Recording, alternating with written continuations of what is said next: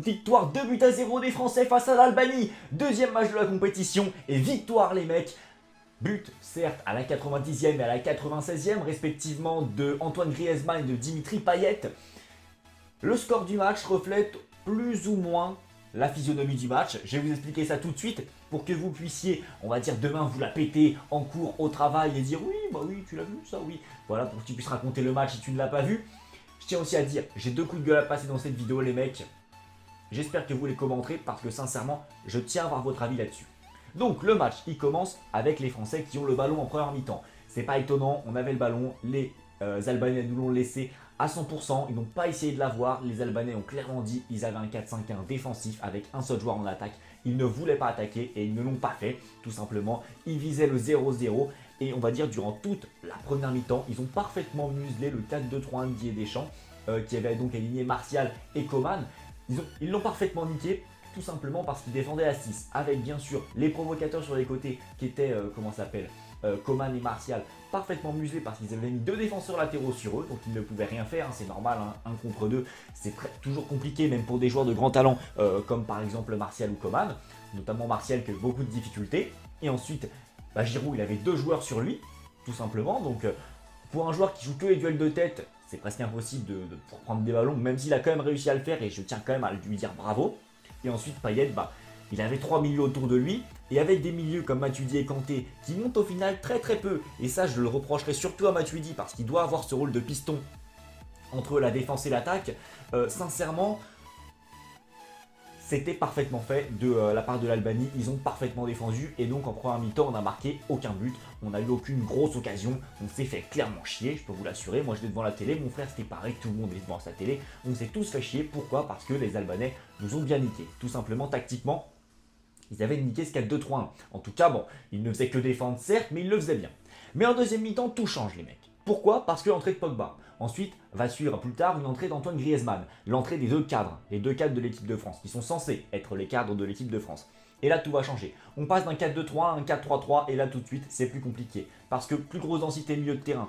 Ils peuvent moins museler le Dimitri Payet. Un Dimitri Payet plus libre, ça veut dire quoi? Plus d'espace pour les ailiers. Et les ailiers, plus d'espace, ça libère aussi le central pour Giroud, etc.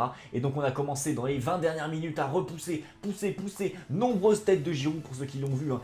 Tac. Il a fait que des têtes. À chaque fois, ça passait juste à côté, ça a touché le poteau, etc.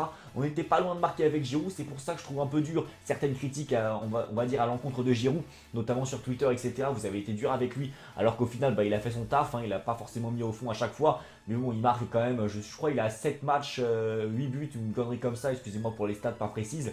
Mais voilà, donc pas marqué à chaque fois, c'est pas grave. Mais au final, voilà, c'est à la 90e minute de jeu, un centre de Adil Rami, une tête d'Antoine Griezmann, 1-0. Et ensuite, c'est dans on va dire dans le temps additionnel, voilà, sur une relance, ils étaient plus bien concentrés, les Albanais. Et donc c'est Dimitri Payet qui vient mettre une enroulée du pied droit. On s'impose donc 2-0, 90e et 96e minute de jeu pour les buts. Et là, vous allez me poser une question, les mecs. Tu me dis, Djorkaeff, ils ont tout le temps dominé. Ok. Pourquoi ils n'ont pas marqué plus tôt? Pourquoi on attend les 6 dernières minutes de jeu? Je vais t'y répondre facilement. Déjà en première mi-temps, on s'est fait niquer tactiquement.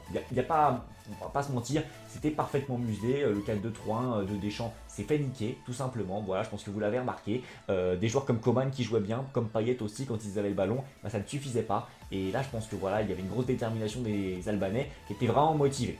Vraiment, faut le dire, ils étaient très motivés. Après, bon, on va pas se mentir aussi, tactiquement de côté de Deschamps, quand tu vois une équipe comme ça qui est très groupée derrière, qui fait beaucoup d'efforts, je te conseille d'attendre. Je te conseille d'attendre et de prendre ton temps, comme ça tu verras qu'à la fin du match, ils seront fatigués. C'est peut-être aussi ça qu'il a joué, je ne sais pas. Mais en tout cas, ce qui est sûr, c'est qu'on s'est fait bien niquer. Ensuite, pourquoi Martial a mal joué, on va pas se mentir. Matuidi ne montait pas assez, on n'apportait pas assez de surnom. Matuidi restait trop derrière à mon goût, sachant qu'on a quand même un N'Golo Kanté qui peut, vu le peu de densité offensive pour l'Albanie, gérer tout seul. Malheureusement, Matuidi est un peu trop resté en retrait et n'est pas venu aider son compère Dimitri Payet, tout simplement. Et ensuite, j'avais noté quoi, voilà, Matuidi qui a au final été inutile à mon goût. Il a fait un match classique pour un Matuidi. Et ensuite, moi j'ai envie de remettre en question le coaching de Deschamps. Pourquoi ce coaching? Je vous le demande. Moi je sais pas, j'hésite un peu. Quand je vois ça, je me dis pourquoi tenter un 4-2-3-1? Pourquoi mettre sur le banc Griezmann et Pogba? Peut-être pour cet électrochoc, est-ce qu'on peut se le permettre? Est-ce qu'on peut se le permettre alors qu'on est chez nous et qu'on doit apporter du spectacle à nos supporters? Je suis pas trop sûr. Moi, sincèrement, je le remets en question un petit peu. Après, voilà, grand entraîneur, on va pas se mentir. Mais là, je me pose des questions. On a vu que quand Griezmann et Pogba étaient sur le terrain, ça marchait beaucoup mieux. Ça allait plus vite le jeu. Peut-être qu'il aurait dû faire ces changements plus tôt ou alors laisser tout simplement Pogba et Griezmann pour qu'ils montent en puissance tranquillement. On sait, c'est une Coupe d'Europe, faut qu'ils montent en puissance. Et sincèrement, je pense que ce match, il a montré un truc, les mecs. C'est que dans la suite de la compétition, et je pense que vous en doutez bien, ça montre les limites de ce système offensif avec un Giroud en buteur. Si on n'a pas un Dimitri Payet à un top niveau, si on n'a pas un Martial, un Coman, un Griezmann à un top niveau, on ne pourra pas conclure, on ne pourra pas gagner parce que on n'aura pas assez d'espace laissé à Olivier Giroud en buteur pour qu'il puisse mettre des têtes. Nos attaques sont toutes basées sur des centres sur Olivier Giroud ou un des exploits techniques de nos trois milieux offensifs. C'est simple, tout simplement.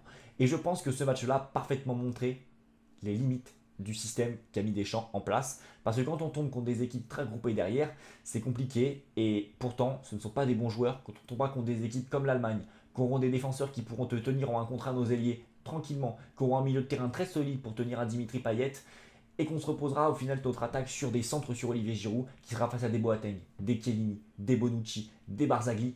Surtout contre l'Italie, j'ai très très peur. Sincèrement les mecs, ça va être compliqué. Dites-moi si pour vous ce système est à changer, même si on ne peut plus le changer, c'est fini, on est obligé de mettre Giroud en pointe, c'est fini. Plus possible de changer maintenant, dans sa compétition c'est lancé. Mais dites-moi si comme vous pronostiquez une plus grande difficulté côté français à gérer avec un Giroud en buteur et au final avec un style de jeu plutôt au final stigmatisé, tout simplement.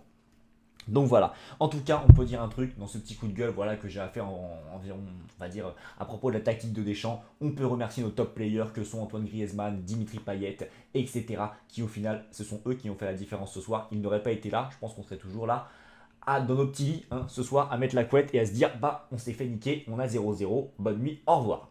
Donc voilà, et deuxième petit coup de gueule, les mecs, je tenais à le passer, voilà, dernier petit coup de gueule, après je passerai au top flop. Le niveau de certaines équipes. Je ne supporte pas voir des équipes comme l'Albanie, comme je ne sais pas moi, peut-être l'Arménie, j'en sais rien, je cite des équipes, l'Islande, etc. Des équipes qui ne jouent pas au football. Des équipes qui se contentent de défendre tout le match. On a élargi l'Euro. On a mis beaucoup plus d'équipes pour les jeunes qui nous suivent. Avant, il n'y en avait pas autant. Avant, on jouait avec des équipes un peu meilleures. Cette année, on doit jouer contre des équipes telles que l'Albanie, le Pays de Galles, etc. Alors certes, ça fait de belles surprises. Certes, ça peut donner un peu de ferveur dans ces pays. Mais on n'est pas au resto du cœur. C'est pas les restos de l'euro. On n'est pas là à faire croquer toutes les nations. On ne peut pas se permettre de faire jouer une nation comme l'Albanie.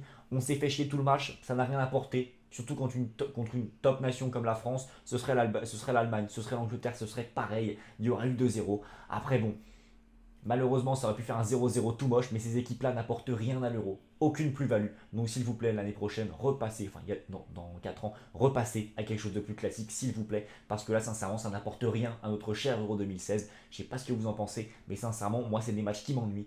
Je me fais chier en regardant ces matchs et je préfère qu'on c'était plus classique, quand il n'y avait pas de meilleur troisième qui était qualifié. Ça évitait de se taper des matchs de merde. Donc voilà, on passe au top et au flop. Je sais que vous les attendez, n'hésitez pas vous aussi à donner vos tops et vos flops dans les commentaires. En top, moi j'ai qui? J'ai Payet, j'ai Kanté. Tout simplement parce que Kanté il est magistral, Payet c'est le top player de l'équipe de France, le meneur de cette équipe, voilà, tel Zidane en 98. Oui j'ai comparé, non je compare pas, arrête. Faut pas comparer, ça met une trop grosse pression, tu le sais.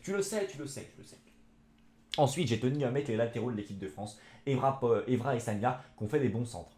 Ouais, non, je le dis, ils ont fait des bons centres. Non, ça te choque devant ton écran, je sais, mais ils ont fait des beaux centres. Tu peux pas le nier. Et ensuite, les entrants, bravo à Pogba et Griezmann, surtout Griezmann. Pogba a été sympathique, il a fait pas mal d'erreurs, mais bon, c'est dur de rentrer dans un match comme ça. Mais sincèrement, bravo à Griezmann qui a su planter quand il fallait. Et non pas canter quand il fallait. Petit jeu de mots. Et ensuite, les flops, tout simplement, Martial, qui n'a pas été bon, voilà, on le sait, mais il est tombé face à un très grand défenseur albanais. Ensuite, Matuidi, comme je vous l'ai dit, pas assez de pistons, trop défensif, beaucoup trop d'erreurs techniques, voilà, inconstant, pas très présent, donc voilà, c'est pour ça que je le mets dans les flops. Ensuite, Adil Rami, on peut dire ce qu'on veut, mais il est ultra lent et il n'est pas rassurant. Je suis un des premiers à le défendre, vous demanderez à Dimi quand il reviendra, je suis un des premiers à défendre Adil Rami, mais là c'est pas possible, il est trop lent. On peut plus le changer, je le sais, mais voilà, il est dans mes flops. Et ensuite, l'Albanie pour mon coup de gueule que je vous ai passé. Donc voilà les gars, j'espère que ce petit débrief t'aura plu. Si t'as plu, pose un like. C'était Joe. Allez bye, demain je crois qu'il y a encore du lourd.